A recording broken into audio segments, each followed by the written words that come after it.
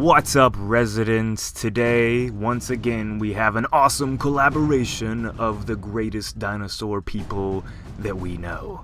Maybe. Alright, so we got Klayton with us once again. Klayton, say hey. Hey, what's going on, guys? I'm back. Again. What's up? Again. And, of course, we have Mr. Al. Yes, I'll take a double Jack Daniels, thank you. Double Jack, straight away. Alright guys, so today we are going to be doing another awesome epic versus. This time between Jurassic Park's Spinosaurus and Kong Skull Island's Skullcrawlers.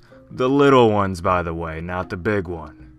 Alright, so first off guys, I want you guys to tell me which one do you think is more cool, or which one you're more of a fan of. Al, how about you go first? I think the Spinosaurus, because it's cool to think that it actually existed. This thing was walking around with big ass spines and roaring away, potentially swimming on all fours. But we've been told by the comment section that is not true. That is not true. It's not true. I'm sorry, say guys. That again. But yeah, no, Spinosaurus, because you've also got to thank Jurassic Park 3 for introducing me to it, because that's such a. Yeah, if it wasn't for Jurassic Park 3, I don't think most of us would even know what a Spinosaurus is or that it even existed, so we gotta give that. Alright, Klayton, what do you say? Yeah, I gotta go with the Spinosaurus too. I actually knew what it was before the movie, but even before then, we didn't know what the fuck it really was. Like, every depiction was with the megalosaurus snout, and it was like 3 feet tall. So, yeah, the dinosaur in the Jurassic Park 3 movie, even though it's not nearly as accurate as what we know today, I gotta say I'm a bigger fan of that animal than the Skullcrawler, because it just looks more earthy. It looks like it actually existed. Of course, nothing like the Skullcrawler probably ever existed. I don't want to speak too soon. Maybe something did. But I would argue the Skullcrawler's face may have even taken some inspiration from the Spinosaurus. So I got to go with that one. Fair enough. Yeah, it does have that same sort of pointed snout. And I do get what you're saying, how the Spinosaurus is a real creature. You know, we may not know exactly what it looked like or any of that stuff, but I'm pretty sure, like you said, more than likely, a creature like that of the Skullcrawlers probably has never been around. You never know, but probably. Let's hope not. But let's get into the heated debate of which one of these creatures is actually more deadly, or who would win in a fight.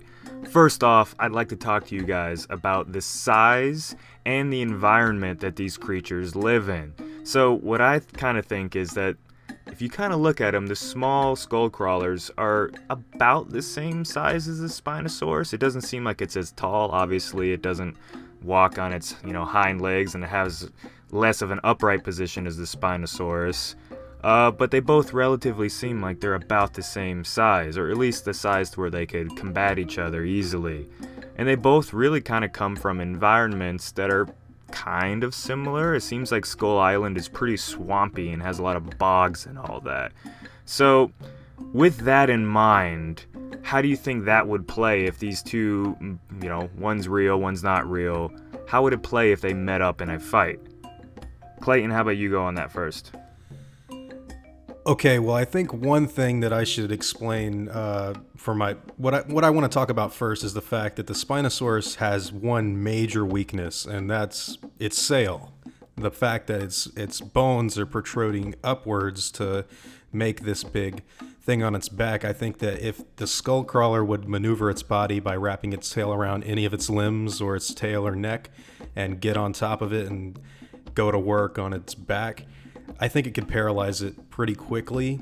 But then again, we've got it could go anywhere. I mean, if we're talking about a swamp or watery area, it could be a completely different outcome if the animals are swimming, or if they're, let's say, kind of in waist deep sort of water sort of deal, because the Spinosaurus is on 2 legs, where the Skullcrawler, kind of being on its front 2 legs, its head would be underneath the water. So that kind of upright position gives the Spino an advantage. Al, what do you have to say?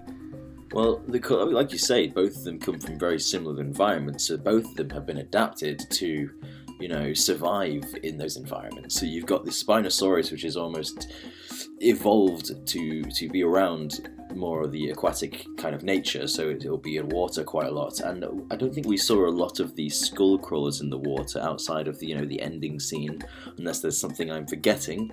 But yeah, I obviously in the water, I think the Spinosaurus have a bit of advantage because obviously it's adapted for that. But yeah, it's difficult to say because they both came from such a similar environment. One thing that doesn't really matter with where they're from or their size is the heart of these beasts, the ferocity. So we've seen in both movies, they're both savage beings. They seem to never want to stop. It's like they're there, they're gone, they come back again. Quitting is not an option for these two terrorizing animals. So when it comes to that sort of ferocity, which one seems more violent? Which one do you think would actually be more willing to sacrifice its own body to tear you to shreds, or the other one to Maybe shreds? the Spinosaurus. I mean, personally, that's what I would take out of the films. Now, granted, I must admit I've seen Kong Skull Island only once in the theater. I've caught bits and pieces of it on YouTube though. But the Spinosaurus from Jurassic Park 3, it is like chasing after these humans relentlessly throughout the entire island, and anything that gets in its way, whether it be like a T-Rex or a fence, or it just bulldozes through it. So, and it does a lot of things that did end up wounding it or hurting it or throw itself in the middle of danger, and it didn't really seem to care. The Skullcrawlers, from what I remember, the older not that we're talking about the big one, but that was like wasn't that their parent?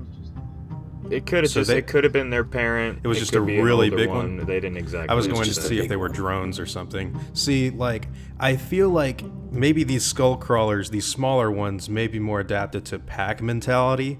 So if it's 1v1, I think it'd be a little difficult to really say what they could do to their full potential. But yeah, the way I see it is like, I don't think they'd throw themselves in the middle of a situation that would be too deadly unless there was like backup around. But I could be very much so wrong in that regard. So even that, like I think I'm almost the opposite, because the Spinosaurus in the film, at least, is basically the dinosaur equivalent of Jason Voorhees, and it just seems to I was actually going to say that, and just kill everything it can find. Whilst the Skullcrawler isn't, well, from what we've seen, isn't quite as smart. It seems to just act entirely based on instinct rather than using its size to sneak up on people or anything, or using the water to its advantage. Just kind of like lunges out at you and does whatever. So I think the Skullcrawler is probably more voracious, and it's just a lot more violent in its attacks. It would be a lot more unrelenting, I think, compared to the Spinosaurus. True, the Spinosaurus, being an animal, it would eventually run away, and we've seen that happen in Jurassic Park 3, to where once the flare was shot into the water where all the fuel and oil or gas was, and those big flames shot up, after a while that Spino was like, alright, enough, I'm done freaking stalking you guys. You guys win, I'm over it. But with the Skullcrawlers, they didn't stop until they were killed. So when we're talking about these two creatures, one is obviously a monster. The Skullcrawler is, a made-up monster in a King Kong in the monsterverse. It's in the same world as Godzilla. Whereas the Spinosaurus is just a dinosaur. But Spinosaurus in Jurassic Park is a biologically augmented, all roided up Spinosaurus. We know that it's been tinkered with. We know that its DNA is not entirely normal.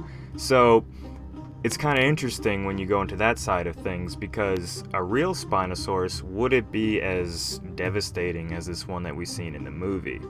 So when you think about it, they're both kind of monsters when they're fighting each other.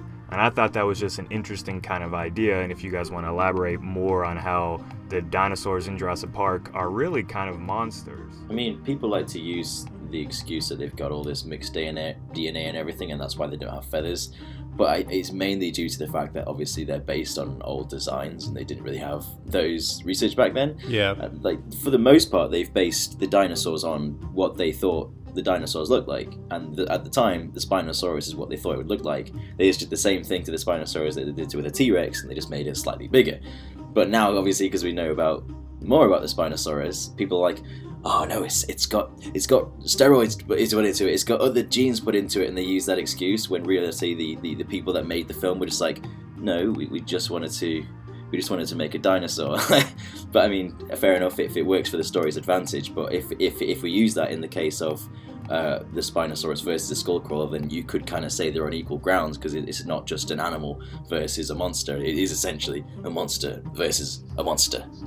Yeah, and that's kind of an interesting kind of topic, and that's really why these two creatures are really so perfect to kind of fight each other. It just seems like they're both very similar to each other. And Klayton, like you said earlier, the Skullcrawlers very well could have took some inspiration from the Spino in Jurassic Park. So that you may be on to something. In the face, yeah. At least a little bit, maybe. So when it comes to their natural weapons, being their teeth and their claws and all of that, when it comes down to that, how do you think that will play out? Earlier, Klayton, you said that the Skullcrawler, if it bit onto the Spino's sail, that it'd probably be game over, and I believe you on that. Yeah. But one thing is different.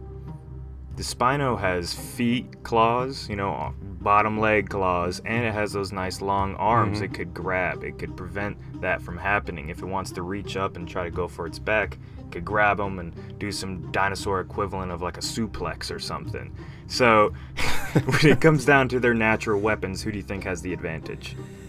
That's a good question, because especially for Jurassic Park 3, the film, they never really gauged its full potential in a literal sense. I mean, like, when that fight happened between the Spinosaurus and the T-Rex, at least me, myself, I never expected it to bite onto the T-Rex's neck and snap it, like turn it the way it did and just completely snap the animal's neck. Because number one, even as a kid, I was aware of the fact that would be difficult. I mean, of course, the Jurassic Park dinosaurs are different because they're able to pronate their wrists, so they're able to kind of latch onto something and turn.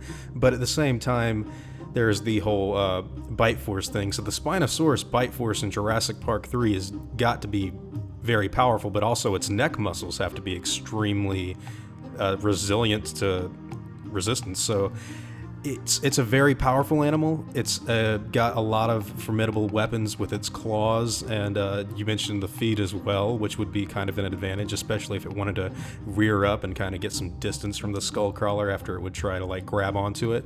But I still think that with that sail, the Spinosaurus could be kind of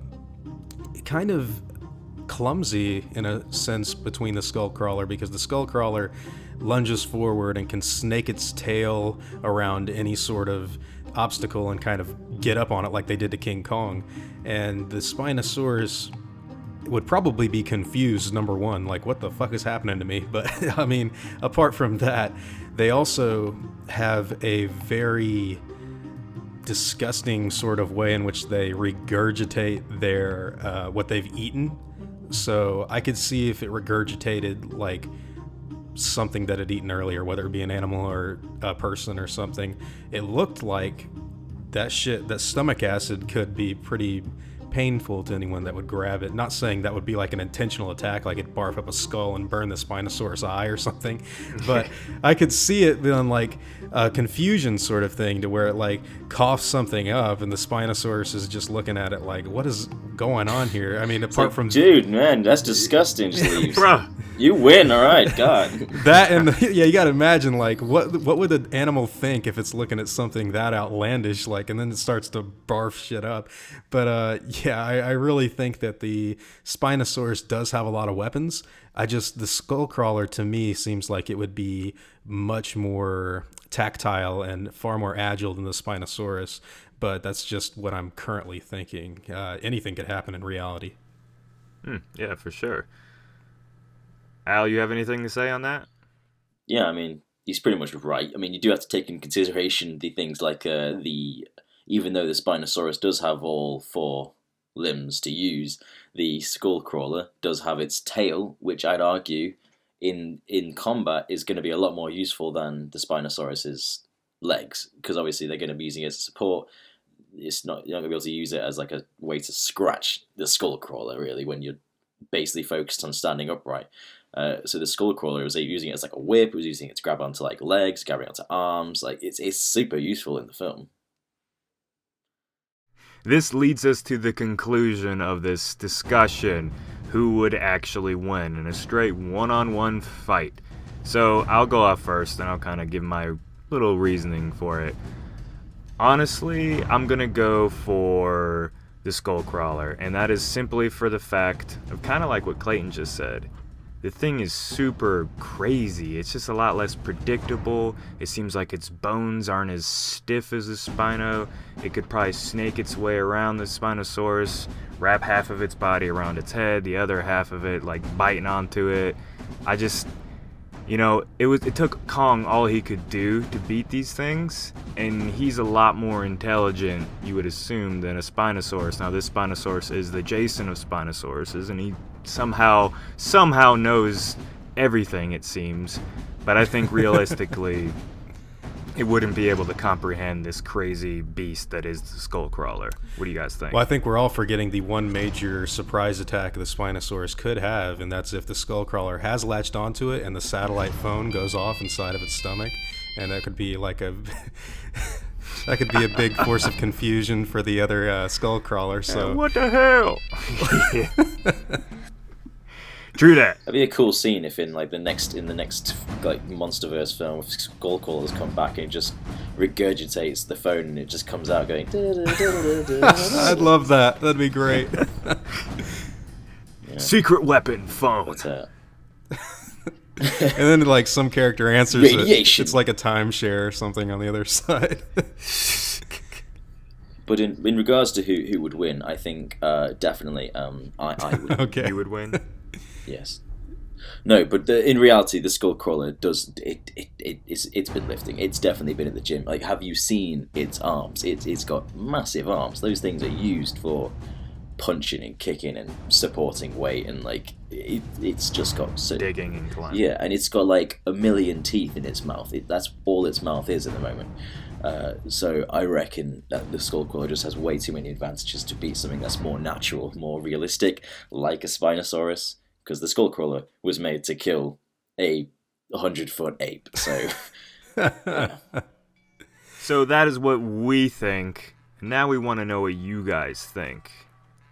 Before we end this, though, Klayton, thank you for once again joining us. I am honored. Me and Al really like your channel, and, it's awesome having you on here. I every love time. you. Yeah, we love you, Klayton. You were like the most Marry us. awesome Jurassic Park coverer person in the world. And thank you. I will take this with me on my grave. My gravestone will read, Kiss me. DangerVille loved me. There you go. Alright guys, so if you want to see Klayton's stuff, I will leave a link to that in the description. Please go check out his channel. And on that note, peace out, everyone. I'm still waiting for my drink.